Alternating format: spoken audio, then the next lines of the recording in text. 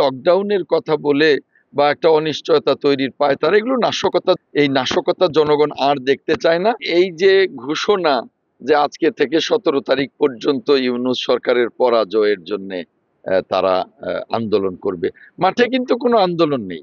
জনগণ কিন্তু কোনো আন্দোলন দেখছে না। জনগণ দেখছে সামনে নির্বাচন, রাজনৈতিক দলগুলো নির্বাচনমুখী হয়ে যাচ্ছে। বাংলাদেশের প্রথম ইমিউনিটি বুস্টার সমৃদ্ধ ফ্যান্টাস্টিক হ্যাপি এনার্জি বিস্কিট। এই যে লকডাউনের কথা বলে বা একটা অনিশ্চয়তা তৈরির পায়তারা, এগুলো নাশকতা। এই নাশকতা জনগণ আর দেখতে চায় না।